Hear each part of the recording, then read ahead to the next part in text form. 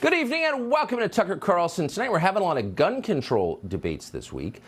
And it's possible you've heard an advocate for gun control say that in this country we have more firearms in civilian hands than we have civilian hands. And that is true, actually. The total American population is about 332 million people, and collectively they own more than 400 million firearms. About half of all U.S. households have at least one gun at home, and many have much more than that. Plus they have ammo, billions and billions of rounds of it. Those are all real numbers, but they are hardly an argument for gun control. They're an argument, in fact, against it. Ask yourself, what would it require to confiscate all those guns and all that ammunition and turn the United States into a disarmed nation like Turkmenistan or North Korea? Well, it would take a police state, and it would end in civil war. No sane person wants either one of those things, but thankfully, we don't need them. The fact that so many Americans have a firearm within reach but never commit violence tells you that guns are not the problem. Most people in this country can be trusted with an AR-15, just as we can be trusted with cars and light aircraft and electricity and baseball bats and insecticide and chainsaws and pruning shears and countless other objects that could easily double as weapons. On some level, all of us understand this. The problem is always the person, not the tool he uses to commit a crime. If you wanted to stop murder, you would focus on the people who are committing murder, not on the hundreds of millions of their neighbors who are not.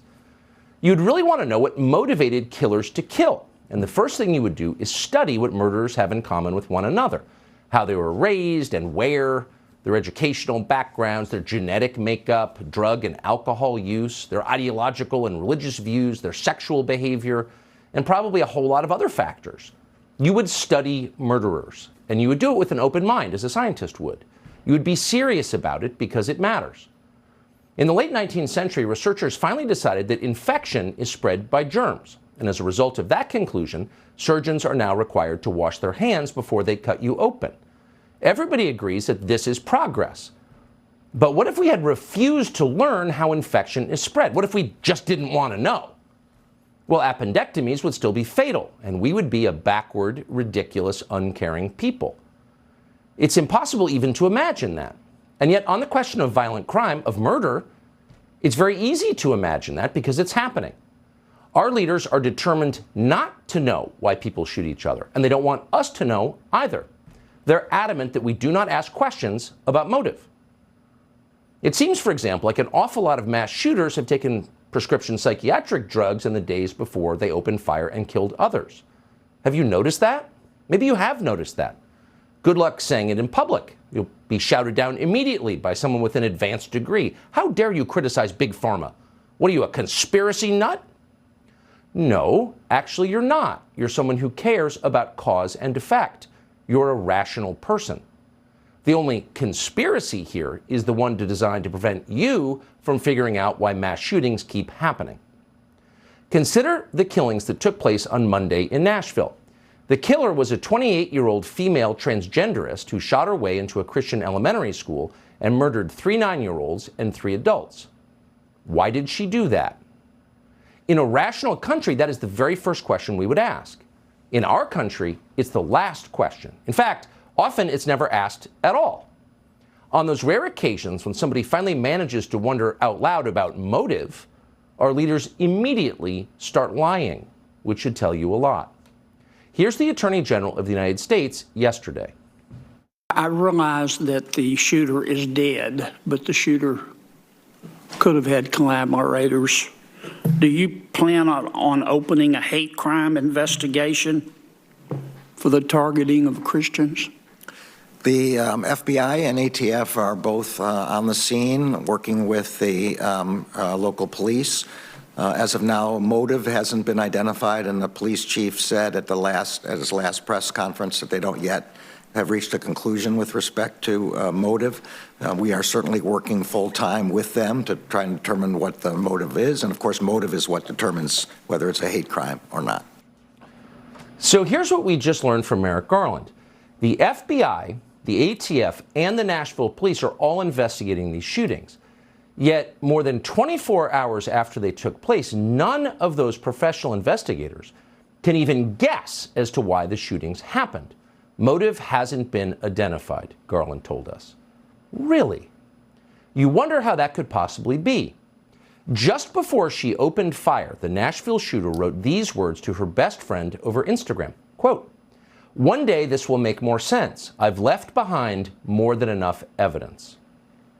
That evidence includes a written manifesto where the killer spells out exactly why she killed children. The FBI, the ATF, the Nashville police, and for that matter, Merrick Garland, all have access to that manifesto. And yet somehow the Attorney General informs us that a motive has not yet been identified. Well, he's lying. They all are lying. We can't see the manifesto because the transgender lobby, which has far more power than you do, has pressured politicians to keep it hidden. But we can be certain what it says. Monday's victims were murdered because they were Christians. It's that simple. Transgenderists hate Christians above all, not because Christians are a physical threat.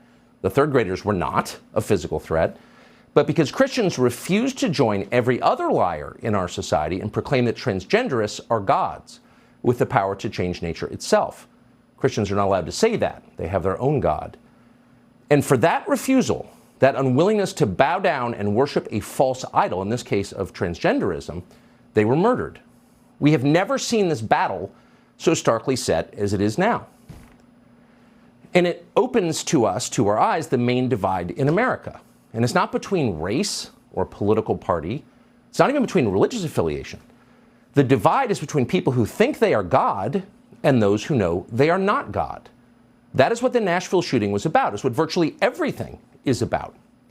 That conflict exists because these two groups could not be more different. They will be forever at odds with one another, and they always have been. People who know they are not God are by definition restrained. They understand the limits of their own power and of their virtue. They appreciate the complexity of the world, which they freely admit they don't really understand because no human can fully understand it. They may not always be good people, but they are certainly less dangerous people, if only because their ambitions are limited by the acknowledgement of reality. Only God can do certain things, and they know they are not Him. Now, people who think they are God are not like this at all. People who believe they're God have no natural limits because God has no limits, nor do they have any real concern for others. They are their own God. They worship themselves.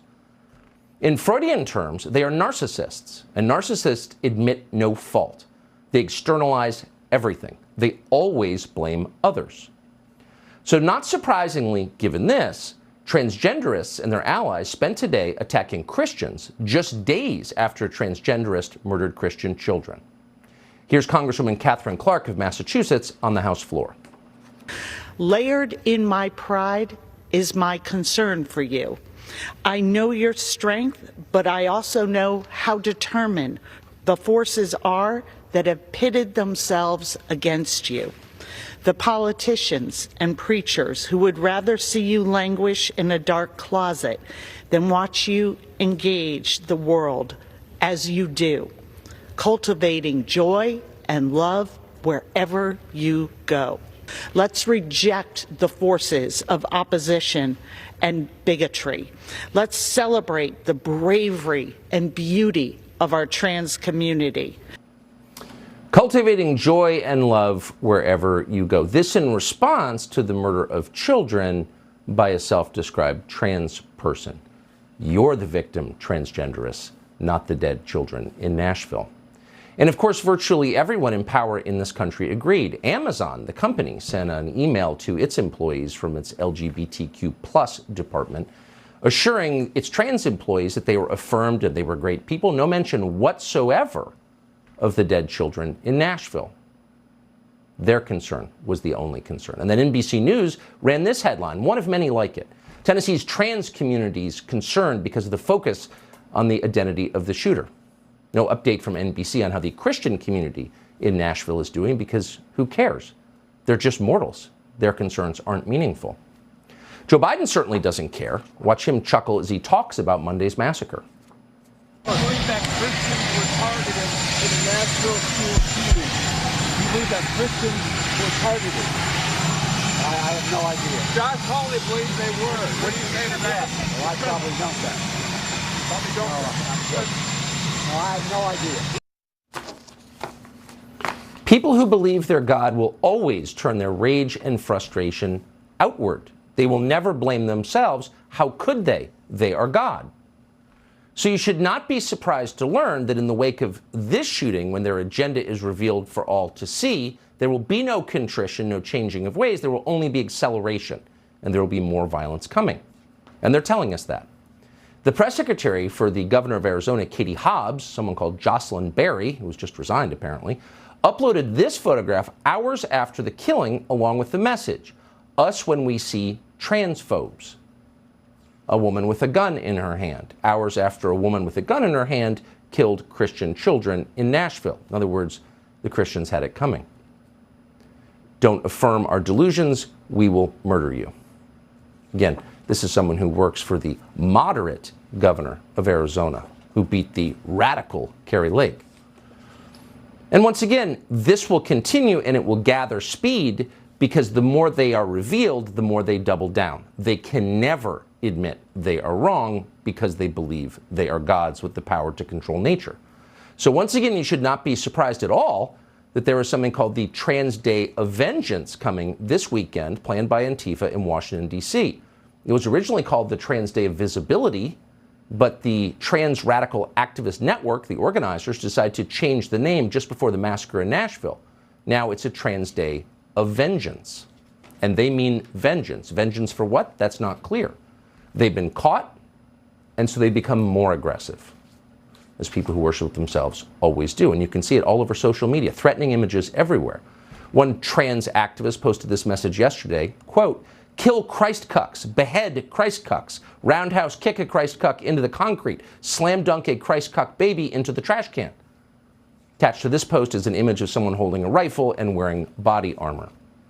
Now, you would think in a country supposedly as sensitive to violence as ours, run by an administration that wants to end gun violence, that the Justice Department would be all over this because they're terrified, of course, of groups with guns who are organized trying to upset the social order. But in this case, they're not terrified at all.